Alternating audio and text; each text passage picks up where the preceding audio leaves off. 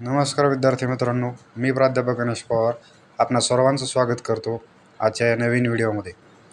आज आपण पाहणार आहोत FYBAचा syllabus. Savitribai Phule Pune university Pune, formerly university of Pune, first year bachelor of arts FYBA, English syllabus structure, semester first and second, choice based credit system syllabus NAP 2020-2024. तर हा syllabus जाणून घेणं हा विद्यार्थ्यालाच नाही तर शिक्षकांना सुद्धा महत्त्वाचा आहे. आणि NEP यामध्ये विषय, त्याचबरोबर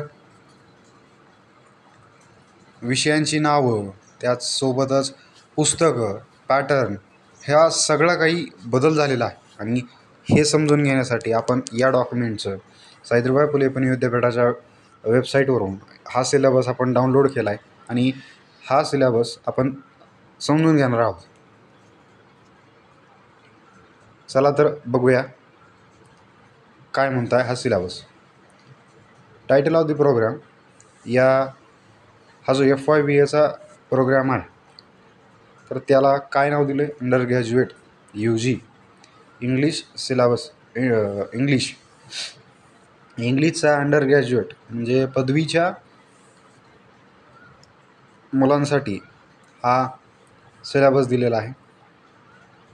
इंट्रोडक्शन, प्रस्तावना काय तर Savitribai Phule university is one of the primary institute in India. एक महत्त्वाचं आणि अग्रेसर असं सावित्रीबाई फुले पुणे विद्यापीठ नामांकित संस्था आहे, इन्स्टिट्यूट इन इंडिया भारतामधील. It is committed to the quality enhancement along with their basic principles of liberty, equality, fraternity and social justice as a national values. राष्ट्रीय मूल्ये म्हणून कोणत्या मूलभूत प्रिन्सिपलकडे बघितलं जातं तर लिबर्टी, इक्वॅलिटी, समानता, स्वातंत्र्य, समता, बंधुता आणि त्यासोबत सामाजिक न्याय या मूलभूत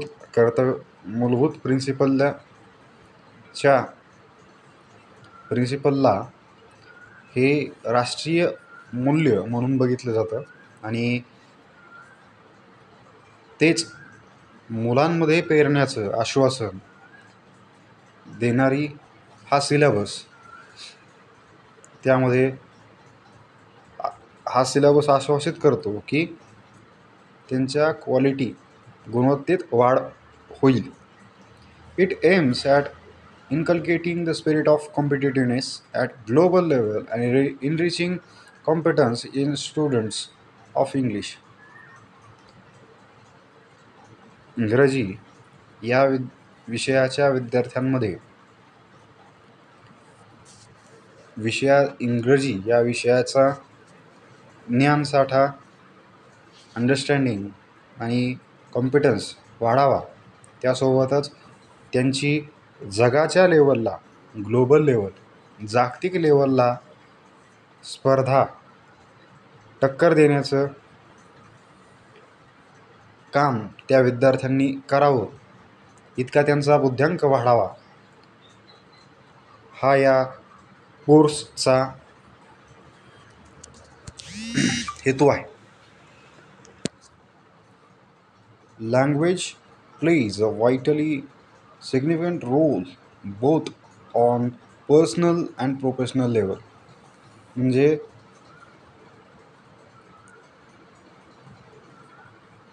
लँग्वेज, भाषा ही फक्त आणि फक्त पर्सनल, वैयक्तिक लेवललाच नाही तर प्रोफेशनल लेवललासुद्धा, व्यावसायिक लेवललासुद्धा तितकीच महत्त्वाचा रोल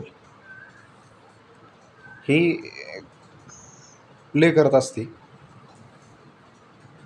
भूमिका बजावत असते. तर त्यामुळं भाषा ही खूप महत्त्वाची असते किंवा होऊन जाते. It is an effective carrier of human values and a repository of language. मानवी मूल्यांमध्ये मानवी मूल्यांचं वहन आणि ज्ञानामध्ये संचय, ज्ञानाच्या संचयामध्ये वाढ हे चांगल्या प्रकारे घडवून आणण्यासाठी भाषा ही महत्त्वाची असते. English has acquired the status of international language. जागतिक भाषा म्हणून इंग्रजी ही नामांकित असे प्रतिष्ठित जागा तिने गाठलेली आहे. And has been working as a link language in India. आणि ती संपूर्ण जगाला जोडण्यासाठी भारतामध्ये ॲज अ वर्किंग लँग्वेज काम करते. Link language. It is the language of education. भाषा, इंग्रजी ही भाषा शिक्षण, सायन्स, टेक्नॉलॉजी, विज्ञान, तंत्रज्ञान, मार्केट, कॉमर्स, वाणिज्य, ट्रेड, व्यापार, बिझनेस अँड रिसर्च या विविध क्षेत्रांमध्ये महत्त्वाचं योगदान देते. Keeping in view the significance and all pervasive use of English world over and in line with the objectives of national education policy, the present English curriculum attempts to instill confidence. म्हणजे राष्ट्रीय शैक्षणिक धोरण 2020 याचं भूमिका अशी आहे की भूमिका किंवा हेतू हा या इंग्रजी जो अभ्यासक्रम आहे तो अभ्यासक्रम विद्यार्थ्यांमध्ये इतका कॉन्फिडन्स रुजावा की ते या स्पर्धेच्या युगामध्ये टिकावेत आणि जगाच्या पाठीवर लाथ मारेल तिथं पाणी काढेल अशा पद्धतीने त्यांचा जो निर्धार पावा आणि ते या जगामध्ये स्पर्धेच्या युगामध्ये तग धरावेत यासाठी हा इंग्लिशचा अभ्यासक्रम महत्त्वपूर्ण ठरणार आहे. Professional approach and human values in student. फक्त कॉन्फिडन्सच नाही तर व्यावसायिक त्यांचा दृष्टिकोन वाढावा, मानवी मूल्य त्यांच्यामध्ये रुजावेत असा परिपूर्ण विद्यार्थी बनावा हा या नॅशनल एज्युकेशन पॉलिसीचा हेतू आहे. It also AIIMS at developing skill sets in students that help them become employable and compete successfully in real world. हा विद्यार्थी पुढं चालून म्हणजे जे शिक्षण आत्ता तो घेतो आहे UG लेवलला, अंडर ग्रॅज्युएट लेवलला जो अभ्यासक्रम तो शिकत आहे त्याच्या बळावर पुढं जाऊन तो डिग्री तर कंप्लीट करेलच, पण त्यासोबतच तो एक बेरोजगार म्हणून राहणार नाही आणि कुठं का होईना पण रोजगार त्याला चांगल्या पद्धतीने मिळेल आणि ते मिळवून देण्यासाठी त्याच्यामध्ये काही कौशल्यांची भर जो हा सिलेबस त्याला पुरवेल आणि या सिलेबस किंवा हा स्किल सेट तो त्याची एक शिदोरी म्हणून काम करेल. कम्पीट सक्सेसफुली म्हणजे या स्पर्धेच्या खऱ्या म्हणजे रिअल वर्ल्डमध्ये सुद्धा तो यशस्वीरित्या टिकू शकेल, तग धरू शकेल किंवा स्पर्धा करू शकेल अशा लेवलचा होईल. And at the same time relish the beauties of literature and learn vital lessons of humanity. यासोबतच साहित्याचं सौंदर्य काय आहे, त्यासोबतच तो मानवी मूल्यांची रुजन, मानवी मूल्य कोणकोणती आणि ती त्याच्या व्यक्तिमत्वामध्ये कशी येतील, हा या कोर्समधून तो शिकणार आहे. It tries to fuse skill set and values that go into the making of meaningfully successful and responsible person. एक जबाबदार आणि यशस्वी व्यक्ती म्हणून काहीतरी त्याच्या जीवनाला अर्थपूर्ण बनवण्याचं काम हा सिलेबस नक्कीच करील.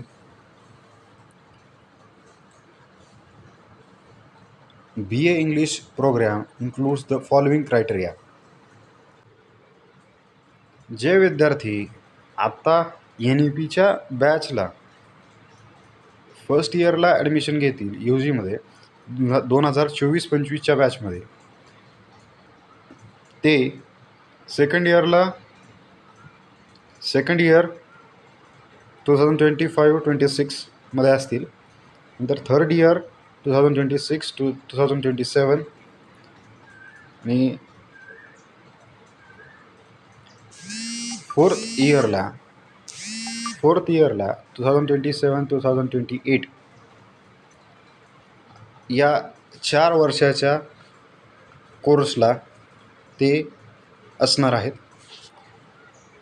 The restructured degree course in English is 3 or 4 years long as per the National Education Policy. जे 3 वर्षाचा कोर्स BAचा किंवा कोणत्याही पदवीसाठीचा होता, तर तो 3 वर्षाचा आधी होता. आता त्याच्यामध्ये बदल करून, त्याच्यामध्ये रिस्ट्रक्चर करून, त्याची संरचना बदलून ही राष्ट्रीय शैक्षणिक धोरण 4 वर्षाचं घेऊन आलेलं आहे. As per the guidelines given by higher education department, government of Maharashtra and Savitribai Phule Pune university curricular number 97/2023, there will be 44 credits for the 3-year degree and 76 credits for the 4-year degree. म्हणजेच काय तर उच्च तंत्रज्ञान शिक्षण डिपार्टमेंट विभाग, महाराष्ट्र गव्हर्नमेंट आणि सावित्रीबाई फुले पुणे विद्यापीठाने काही गाईडलाईन्स दिलेल्या आहेत. ते असं सांगतात की 44 क्रेडिटचा 3 वर्षाचा पदवीचा कोर्स असणार आहे आणि जर 4 वर्षाचा केला तर 176 क्रेडिटचा 4 वर्षाचा डिग्रीचा कोर्स असणार आहे. The pedagogy for this course includes lectures, practical assignments और journals, field work and research project to be completed by student with the monitoring support by their faculty. म्हणजे जे आधीची शिकवण्याची लेक्चर पद्धत होती किंवा बाकीच्याही पद्धती होत्या, तर शिक्षण देण्याच्या किंवा विद्यार्थ्यांना शिक्षित करण्याच्या साठी लेक्चर्स घेतले जातील, त्यांचे प्रॅक्टिकल त्यांना असाइनमेंट दिले जातील लिहायला, जर्नल्स त्यांच्याकडून कंप्लीट करून घेतले जातील, फील्ड वर्क असेल त्यांना की ऑन जॉब ट्रेनिंग आणि रिसर्च प्रोजेक्ट्ससुद्धा त्यांना रिसर्च मेथोडॉलॉजी या सब्जेक्टनुसार त्यांना तो रिसर्चसुद्धा प्रोजेक्ट कंप्लीट करावा लागेल. The silent features of this course is that it is interdisciplinary. म्हणजे कोणत्याच एका शाखेला धरूनच असे ते नसणार आहेत. त्याची वैशिष्ट्य ही विविध शाखांमध्ये गुंतलेली असणार आहे.